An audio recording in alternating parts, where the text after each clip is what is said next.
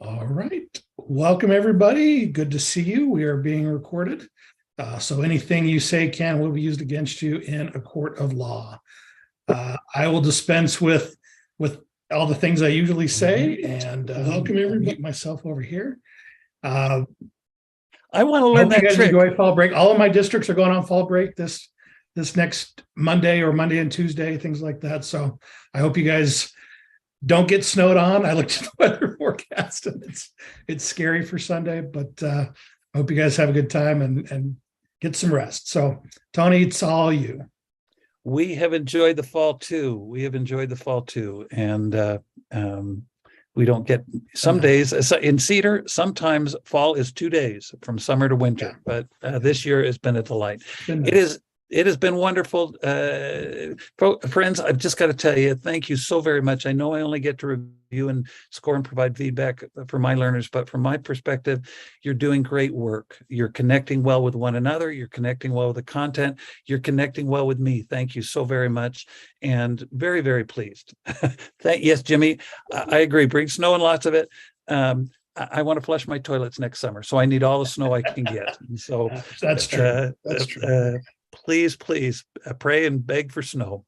Snow in the mountains, rain in the valleys.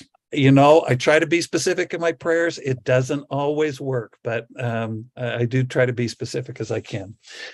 So please, and I think my feeling from the other instructors is similar things are going on across the whole gamut of classes. You're doing great. Your attitudes are wonderful. Keep it up. Enjoy your break, your fall break, and I really can't believe we're in week 7. We're on the downhill slide of this. We can't. The end is in sight. It's not a train. It's not a train coming at the light from the train in the tunnel coming at us. It's the end in sight. We're gonna make things work.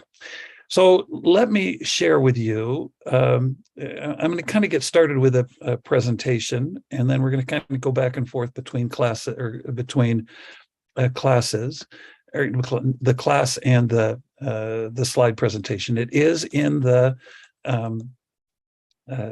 activities for today, and I have to say I don't see him here today, but I have to give due consideration and due appreciation to Brandon. Brandon's the creator of this presentation. He's here. His name is Meeting Host for some reason. Meeting host. I love your work. All day. I changed it already the last meeting. This is my third meeting within a day. It's been Meeting Host. I will change me back. Third meeting. No, it's okay. I can accept meeting host, but please, I love the presentation today. I love Brandon's work. Brandon, you do just outstanding work. Thank you for letting me steal some of your ideas and share. Job well done. But Foundation of Instructional Design, I can't believe we're in week 7.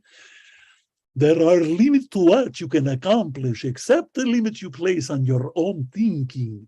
And so please don't get scared by that voice. It's my humble attempt to be a little bit Halloween-y, but it's true. We limit ourselves far more than what others expect and want and deserve from us. And so please keep your minds open. Like I shared, I was just meeting with a learner before we came in here. You can do this. You can do this. Give yourself a consideration and make things happen as much as you can. Our topic this week is assessments. And so I need to run this little video. I'm going to unplug my headset here. So hopefully you can hear this. I'm going to make sure that I turn my volume up so you can hear this. If you don't hear it, it's a couple minutes. It's a couple minutes long. You got to listen to it. Listening to it is a lot more important. It is a lot more entertaining than hearing it. So let me do this. Do you ever see something like this going on in your class? I'm guilty as charged. I've done this many years ago. I hope I'm doing better today.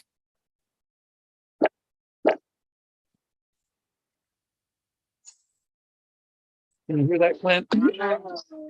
Starting. Okay, here's your homework. First let me tell you the directions. What's 4 takeaway 5? 1, 2, 3, 4, 5, 6. Takeaway. What's 6 takeaway 1? 1. No, you take away So you take away 1 out of 6. How much does it equal?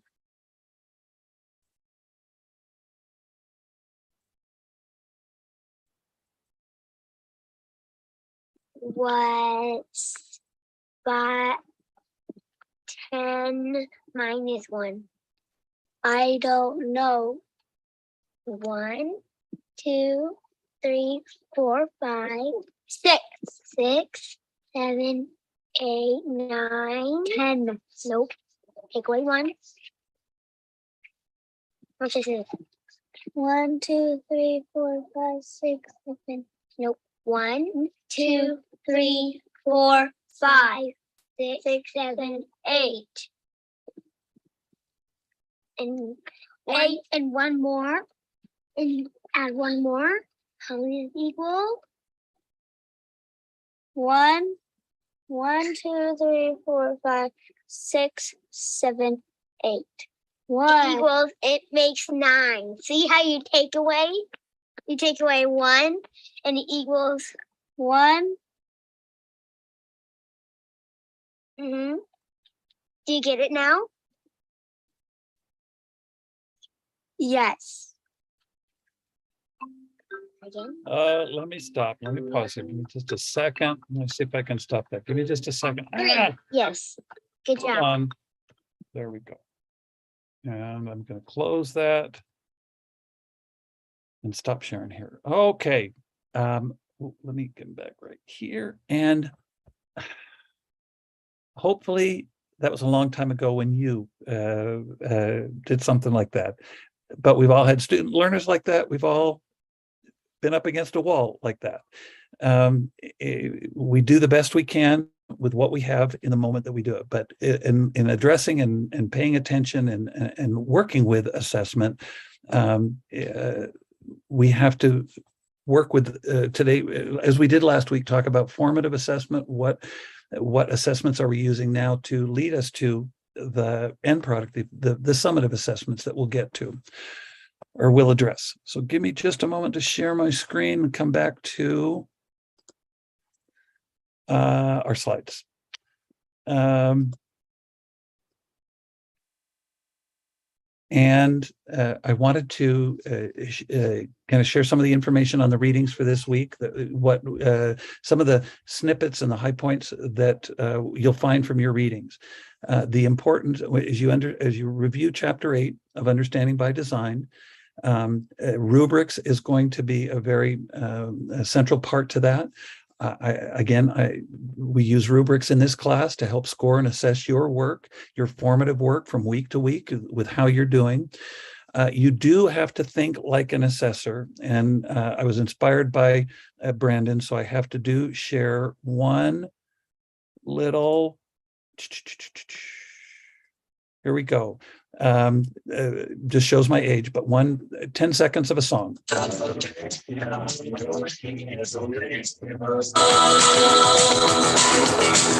like an Egyptian.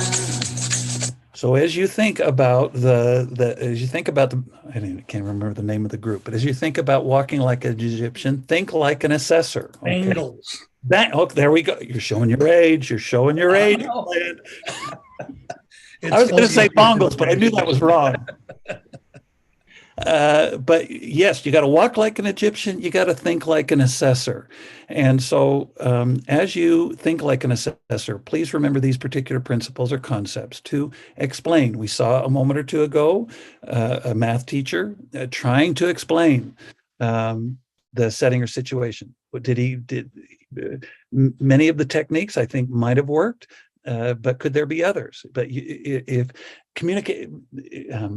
understanding really goes both ways. We don't want teachers that just teach. We want to assess as well what learning is happening as well with our learners. And so it really is that two-way street. But explaining is so important. Interpreting what you're receiving from your learners as well as what they're receiving from you. Application, applying the principles that you're trying to assess and work with your learners. looking at your learners' perspectives. Where are they coming from? How well do you know your students? I wish I knew a lot more about that student a few minutes ago that we saw. If the teacher can, over time, find out where that student, the perspective that student is coming from, there's some heavy challenges there. But an understanding where the perspective of what that student has is going to provide you a better connection to the assessment that's happening. Empathy is absolutely essential. We saw that in the video. Getting to yes is essential. It may not really mean yes, but you want to be empathetic towards the learners that you engage with. And then self-knowledge, understanding yourself, where you're coming from, and what you can deliver, and stretching yourself. We're going to see about stretching yourself in just a moment here. So with the readings, again, just some high points from Understanding by Design, page 247, 249. We need to be aggressive in assessing as we teach, to uncover understandings and misunderstandings. We're the teachers, but we don't know it all. We need to find out about our students, where they're coming from. We may have some very deep misunderstandings about our learners. It's okay. Keep learning, keep moving forward. And I don't know that we'll ever get there, but we're going to get closer to there. There's a need for regular use of ongoing informal and formal assessments. As teachers, we live in glass houses. People, you go to the supermarket, your teachers, your students, and their parents are going to be seeing what you're buying. They're going to be. We live in glass houses, and we have to use informal and formal assessments. We're constantly making informal and formal assessments about others, and others are doing the same about us. And then on the right here, the Understanding by Design guide to creating high quality units. Teaching is a means to an end, and planning has to precede teaching. What we really want is understanding by design, as we're trying to get you to work through these units, and not just understanding by good fortune, because we're teachers and we don't have good fortune very often. And so we've got to really plan and organize to be able to get where we want to be and where we want to go. So your discussion post this week, I would love to have you, or as you post in the discussion, share a favorite method, tool, strategy to formally assess with your students when in person and online. Yes, we are getting back to whatever the old normal was. We never get back to the official old normal. I think parents and teachers and learners as well are kind of addicted to a little bit of online, a little bit of distance learning. And so what I wanted to do is make sure that you had, and I'm going to give you some formative tools, some links to some formative tools in just a moment here. Please remember the discussion posting options. Get creative. Think outside the box a little bit. We give you a lot of opportunities to try some different technologies, to experiment. Your teachers, your facilitators, your professors in this class, whoever, whichever of the five of us that is, we are your safety net. If you're going to make mistakes, make them now rather than making them in a situation with students and parents in your professional setting and situation that you're in. We'd love to problem solve and help you work through things. If you want to try media recorders or video tools, and you need a little help, please don't hesitate to reach out to us and say, hey, Tony, can I have 10 or 15 minutes? Will you help me? I really want to give this a try. Can you kind of be a distance, hold my hand through this, and make this happen for me? So this is Brandon's stretch your skills perspective. Yes, reach out, take some risks. You're only going to be thought of as a great risk taker by your facilitator. Please take some risks and stretch your skills. So please come back to this slide as you look at your discussions. You're looking at your discussions and you're talking about digital formative assessment tools. First of all, as far as the assignment, let me address here the assignment. But add to stage 2 on page 3 of your template. And I pulled that up here. We've got page 3. This is what we're looking for this particular week to what evidence are you going to have to show that your students understand? Put a couple of formative assessment tools in here, performance tasks, but what formative assessment tools are you going to use? You can use the GRASPS form, the where to form that was included aligned with this. If there's other evidence, quizzes, prompts, observations, dialogues, work samples, please put those in here. And then please create a student self-assessment and a reflection. Again, just like our teacher at the very beginning of our presentation today, you want to make sure that your learner is doing some self-assessments. Yes, you can assess your students formatively, but where we really want to get to is have our students do the assessing of where they are and what they need next, and letting us know what they need next. If they can, wherever it's developmentally appropriate, first grade is going to be a lot different than 10th grade with what students can be able to share with you, but they should be able to assess where I am and what I'm doing and how I'm doing. And we want to get to that. So it's not just all teacher directed assessments.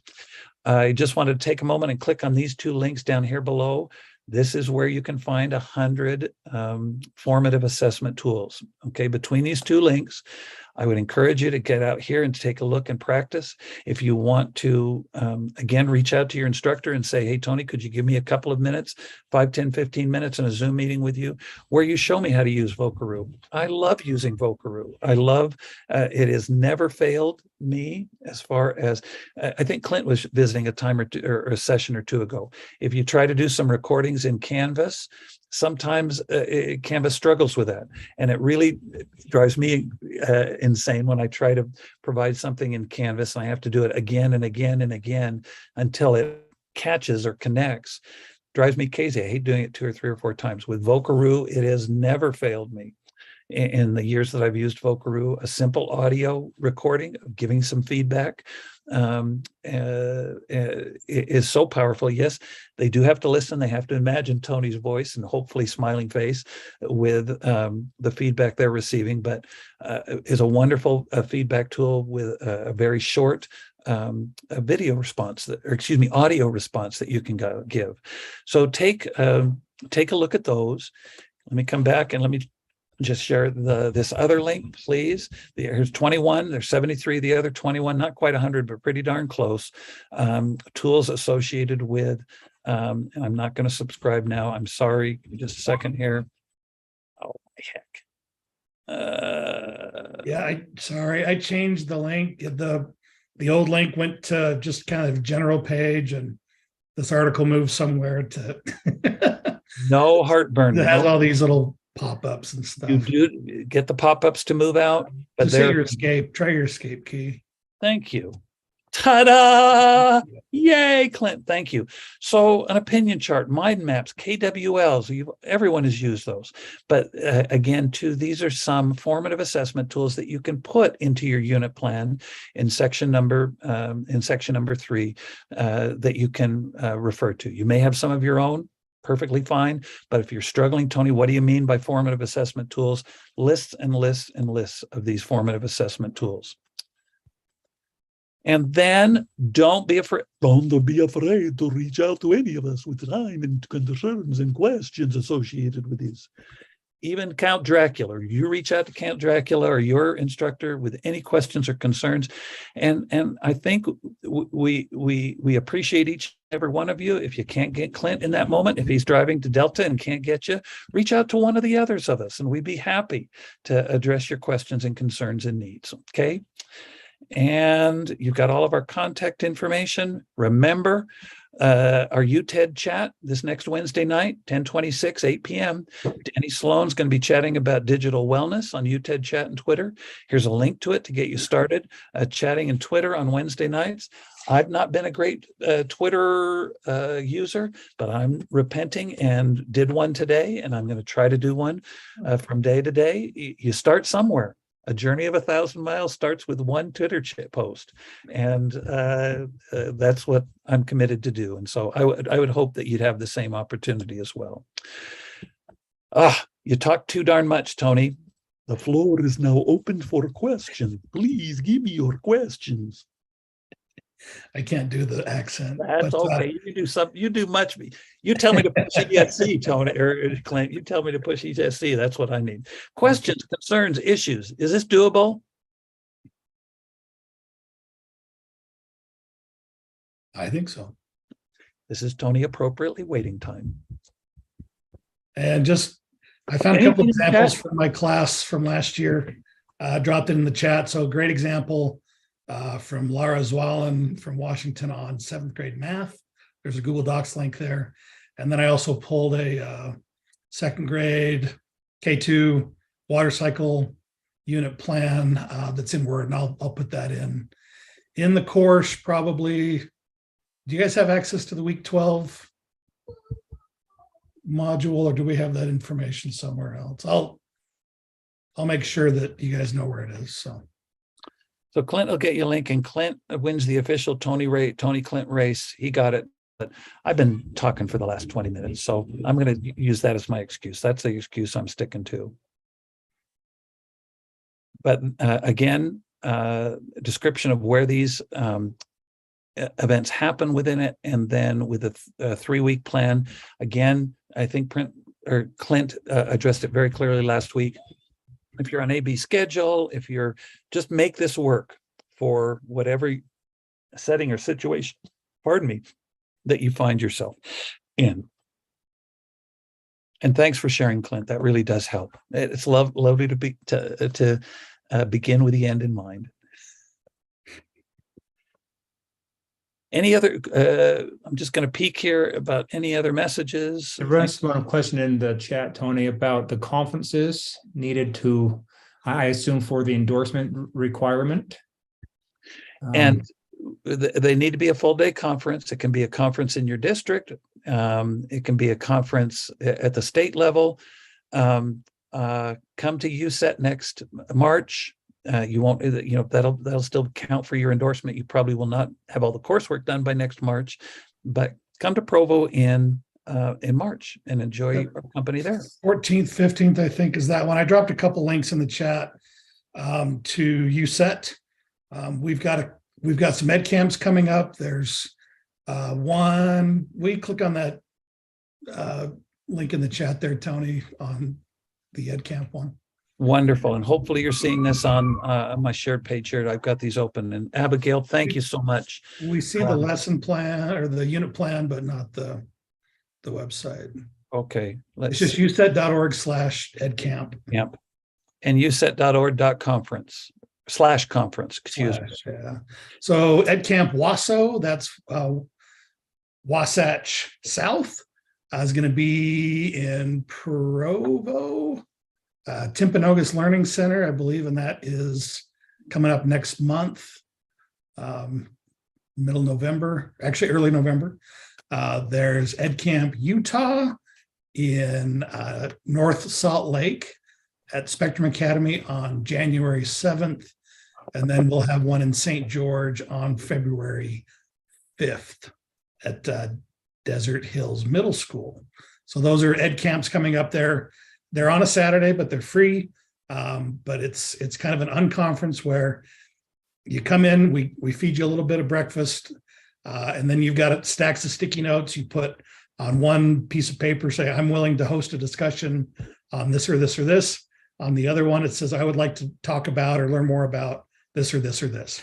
And then during a little keynote session, we get together and kind of make the conference schedule up on the fly. And so it is for the people focused on the topics you want to talk about, for the people that are there.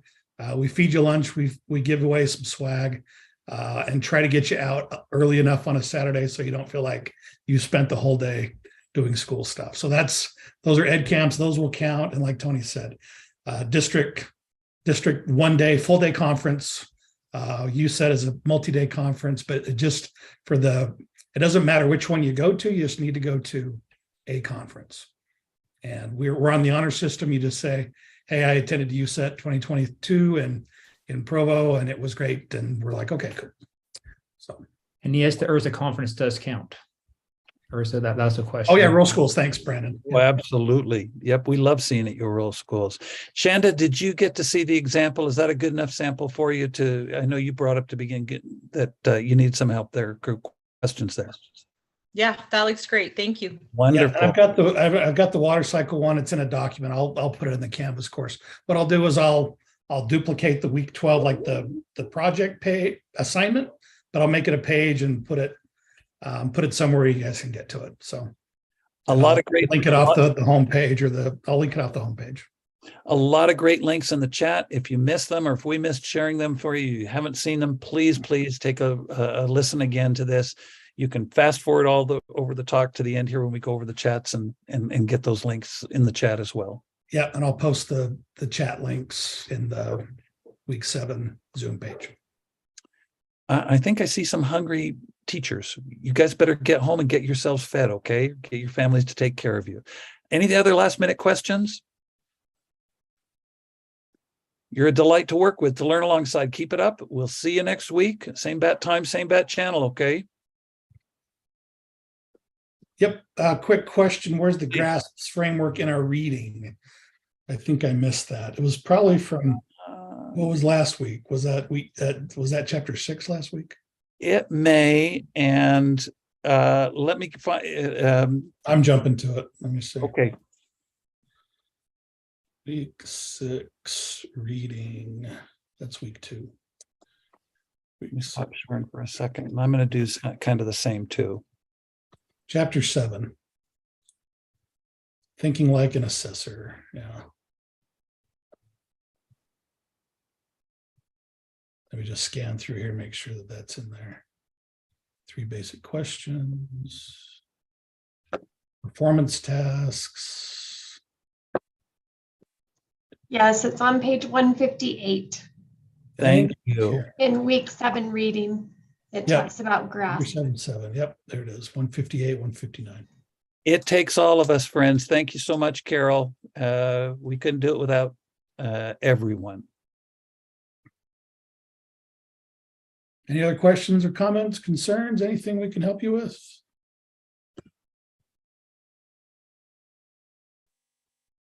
All right. Enjoy fall break. Get a good weekend.